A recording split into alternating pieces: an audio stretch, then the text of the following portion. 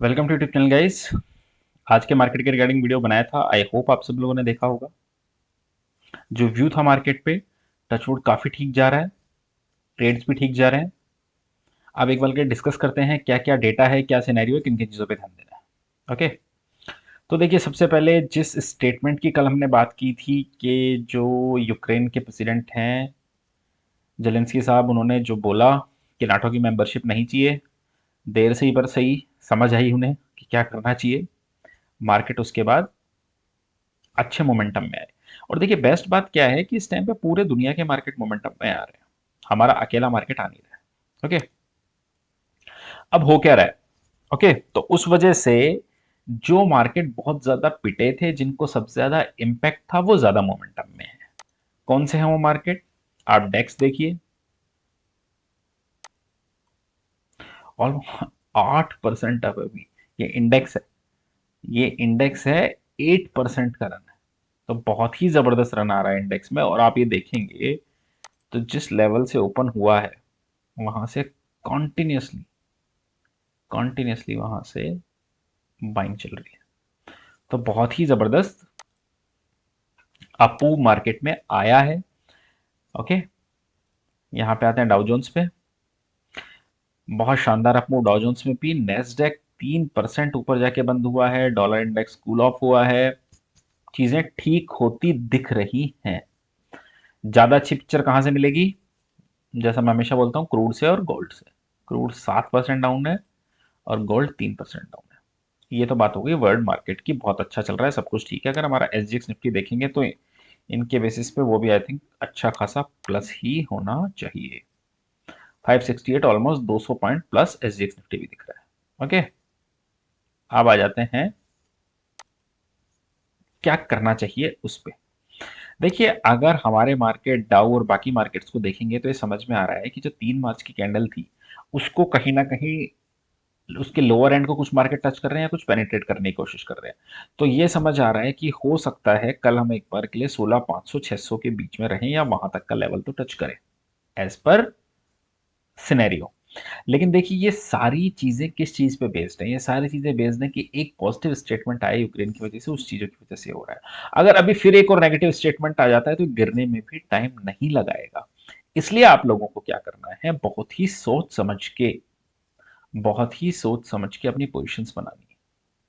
कोई एग्रेसिव होके कोई जरूरत नहीं है कि कॉले भर लें या पुटे भर लें, क्योंकि आप इस टाइम पे भी ये समझिए इंडिया का विक्स जो है, ये देखिए आज भी 27.5 पे जाके इंडिया का विक्स क्लोज हुआ है। तो कोई बहुत ज्यादा ऐसा नहीं है कि कूल ऑफ हुआ है। विक्स देखेंगे सिर्फ 4% डाउन है। तो विक्स में अगर 27-28 का लेवल है तो ऑप्शन सस्ते नहीं है, कहने का मतलब ये है। तो पैसा बनाना बहुत आसान नहीं है जब तक डिसाइसिवली मूव ना आए। और ये मूव है सारा न्यूज बेस्ड। ओके, कल हमने पॉजिटिव की बात की, 15,700 पे बॉटम बताया था। टचवुड लग रहा है कि शायद हो जाना चाहिए अगर हम 16,500 से 800 का रेंज एक बार टच करके क्रॉस कर दें। 500 के ऊपर पे मैं बुलिश हो जाऊंगा। ओके, लेकिन अभी तक बुलिश का मतलब ये बिल्कुल भी मत समझना कि आपका सेल ऑन राइज से बाय ऑन डिप्स का मार्केट हो गया। नहीं, ये मार्केट अभी भी सेल ऑन राइज का ही है। डिसाइसिवली जब ये 16,800 तोड़ेगा, उसके ऊपर की क्लोजिंग दे देगा, तब इस मार्केट का जो टेक्सचर है वो बाय ऑन डिप हो जाएगा सेल ऑन राइज से। उससे पहले मैं बाउंस बैक पे सेलिंग का ही कोशिश करूंगा। ओके, आज दिन में कुछ लॉन्ग बनाए थे वो सारे कट कर दिए हैं। अभी कोई लॉन्ग पोजीशंस मैं कैरी करके नहीं गया हूं क्योंकि मार्केट में एक फिरौत सा चल रहा है और मुझे बहुत ज्यादा भरोसा नहीं है। क्यों नहीं है उस पर एक बार बात करेंगे। ओके, तो निफ्टी के मैंने लेवल्स दे दिए आपको। कल हो सकता है एक बार के लिए 16,500 600 के बीच जाने की कोशिश करे। देखना पड़ेगा वहां सस्टेन करता है कि नहीं करता। लेकिन जो एक्चुअल कहानी होगी वो 16,800 की क्लोजिंग के बाद ही होगी। अगर 16,800 की क्लोजिंग दे देता है मार्केट तो ही हम अपने ट्रेड्स को सेल ऑन राइज से बाय ऑन डिप्स करेंगे। First thing. दूसरा, बैंक निफ्टी पे आते हैं। बैंक निफ्टी में देखिए आज जो लोग टेलीग्राम ग्रुप पे हैं, मैंने कहा था कि मुझे ये समझ नहीं आ रहा है कि इतना बड़ा ओआई बिल्डअप क्यों हो रहा है, लेकिन ये जिस भी साइड बिल्डअप हो रहा है ये बहुत ही ह्यूज डायरेक्शन देगा। अब हो सकता है आज का देखिए जो वर्ल्ड मार्केट देख के लग रहा है कि कल ये पॉजिटिव होना चाहिए डायरेक्शन। ओके, आज भी अगर आप बैंक निफ्टी को देखेंगे तो देखिए 650 पॉइंट प्लस रहा है बैंक निफ्टी। कल भी इतना पॉइंट प्लस रह जाए अगर मार्केट को देखते कोई बड़ी बात नहीं है, लेकिन ये ओआई बिल्डअप ये इशारा कर रहा था कि किसी एक साइड बहुत बड़ा मूव आ सकता है। और अभी का सिनेरियो देख के लग रहा है कि शायद वो मूव ऊपर की तरफ रहेगा। ओके, लेकिन इसमें भी क्या करना है, इसमें भी आप देखिए 35,000। देखिए जो एक्चुअल लेवल बनता है वो बनता है 34,200 से 34,500। लेकिन इसने भी अगर एक बार के लिए 35,000 के लेवल ऊपर की तरफ क्लोजिंग बेसिस पे क्लोज किया तो ये भी टेक्सचर चेंज करने वाली बात होगी। दोनों का मैंने लेवल दे दिया। अब एक बार के लिए डिस्कस कर लेते हैं कि क्यों कॉन्फिडेंस नहीं है। आप एक बहुत ही नॉर्मल सी चीज समझिए, क्रूड गिरने के बाद भी क्रूड कहाँ पे है? आज 7-8% गिर गया क्रूड, फिर भी 115 116 के लेवल पे क्रूड है। ये सही सिनेरियो नहीं है किसी के लिए भी। और मुझे नहीं लगता कि इतना इजीली कमोडिटी जो प्राइसेस हैं वो कूल ऑफ होंगी। और जो कहना चाहिए कि इम्पैक्ट आना था प्राइसेस का, वो कंपनीज की बैलेंस शीट में मुझे लगता है आ गया है। तो थोड़ा ध्यान देने की जरूरत है। अगर ये लग रहा है कि इस बेसिस पे हम को देखिए, कुछ लोगों का ये कहना है फिर से हम 19,000 हो जाएंगे, 20,000 हो जाएंगे, ऐसा नहीं चलता है मार्केट। और मुझे लगता है कि थोड़ा कंसोलिडेशन होना चाहिए इस लेवल पे, वो बेस्ट है मार्केट में। मार्केट के लिए बेस्ट ये है कि 15,500 से लेके 16,500 के लेवल के बीच में कंसोलिडेशन करे। ये जो इन्फ्लेशन की कहानी है उसको 2-4 महीने के लिए डाइजेस्ट करे और उसके बाद फ्रेश अप मूव ले, वो बेस्ट रहेगा। अब दूसरा एक और सिनेरियो डिस्कस कीजिए, आप हो क्या रहा है, आप ये चीज समझिए। एफ आज भी 4-5 हजार करोड़ का बेच गए। अब आप ये समझिए हमारे मार्केट का जो फ्रेश डेटा है वो ये आ रहा है कि म्यूचुअल फंड में 19,000 करोड़ मंथ का आ रहा है आज की डेट में। ओके, 20 हमारे ट्रेडिंग सेशन होते हैं, 19 से 20 वही छुट्टियां काट के। तो आप ये समझिए ऑन एन एवरेज 1,000 करोड़ की डेली की बाइंग म्यूचुअल फंड्स वाले कर सकते हैं। ये म्यूचुअल फंड वाले बाइंग कितनी कर रहे हैं? 3 से 4 हजार करोड़ की डेली की। कहाँ से ला रहे हो साहब आप इतना पैसा? अभी अगर आप देखोगे डीआईज का जो है, मैं एग्जैक्टली डेटा आपके सामने रखता हूँ। अब कुछ लोगों का इस पे हो सकता है काउंटर की डीआईज खरीदना अच्छी अच्छी और खराब बात वाली बात नहीं है ये। ओके, आप ये समझिए फरवरी मंथ में, फेब मंथ में डीआईज ने बाइंग की 42,000 करोड़ की। इनफ्लो था 19,000 करोड़। मतलब 23,000 करोड़ कहीं और से आया। वो 23,000 करोड़ कहाँ से आया? या तो वो एलआईसी की तरफ से आया है, या फिर वो इंश्योरेंस कंपनी की तरफ से आया है।